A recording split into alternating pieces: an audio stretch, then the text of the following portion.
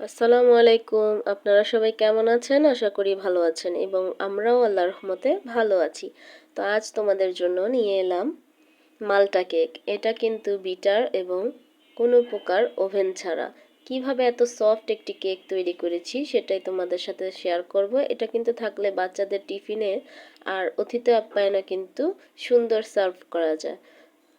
তো খেতেও কিন্তু অসম্ভব মজা। তো চলো তোমাদের সাথে রেসিপিটা শেয়ার করি। প্রথমেই কিন্তু আমি ব্লেন্ডার একটি জগ নিয়েছি, সেই জগে দুটো ডিম ফাটিয়ে নিব। ডিমগুলো কিন্তু ফ্রিজের না, এমনি নর্মাল ডিম।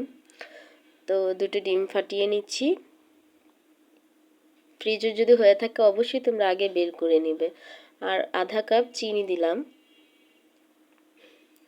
আধা কাপ তেল, রেগুলার সয়াবিন তেলটা, আর হচ্ছে এই যে মেন উপকরণ, এটা হচ্ছে মালটা। মালটার অর্ধেকটা নিয়েছি, ওটাকে আমি কিউব করে ছোট ছোট করে কেটেছি। সবগুলো উপকরণ দিয়েছি। দেওয়ার পরে ঢাকনাটা লাগিয়ে আমি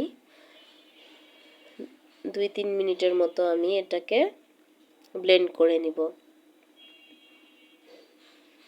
সুন্দর করে আমি ব্লেন্ড করে নিচ্ছি সবগুলো উপকরণ। তো আমার ব্লেন্ড করা কিন্তু হয়ে গিয়েছে। এখন আমি একটা পাত্রতে সবগুলো মিশ্রণ ঢেলে দিচ্ছি।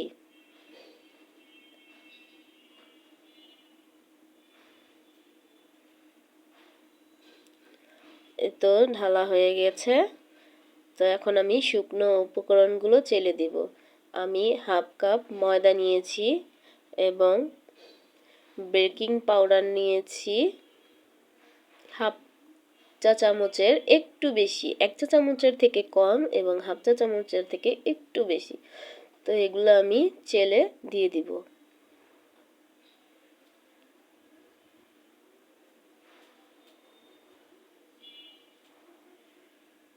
তো চালা হয়ে গিয়েছে। এখন আমি সবগুলো উপকরণ মিক্স করে নেব।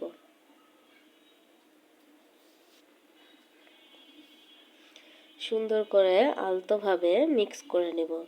আমার মিক্স করা হয়ে গেছে। তো এই যে দেখো, একটা পাত্রতে আমি নিচে একটা কাগজ তেল ব্রাশ করে নিয়েছি। তারপরে আমি সবগুলো মিশ্রণ ঢেলে দিচ্ছি। এই যে থিকনেসটা কিন্তু এরকম হবে, না পাতলা না ঘন। আর চুলায় কিন্তু আমি একটা প্যান বসিয়েছি। তো প্যানের ভিতরে আমি কেকের যে মিশ্রণটা ওটা আমি দিয়ে দিলাম। ঢাকনা দিয়ে ঢেকে দেব। আমি 20 মিনিটের মতো রাখবো কেকটা।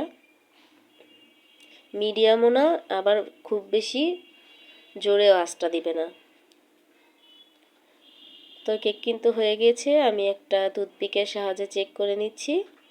এই যে দেখো, পুরোপুরি কিন্তু আমার কেকটা হয়ে গিয়েছে। তো এখন আমি চুলাটা বন্ধ করে দিব এবং কেকটা ঠান্ডা করে নিয়েছি। কিন্তু ঠান্ডা করার পরে এই পর্যায়ে আমি কেকটাকে বের করে কেটে নিব।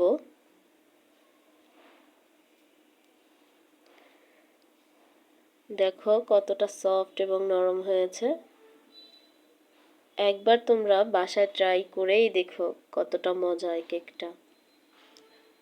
যারা ডিমের গন্ধ সহ্য করতে পারো না তাদের জন্য এই কেকটা, একটু ডিমের গন্ধ আসবে না, পুরো মালটার ফ্লেভারটাই চলে আসে। তো এখন আমি কেটে নিচ্ছি সুন্দর করে।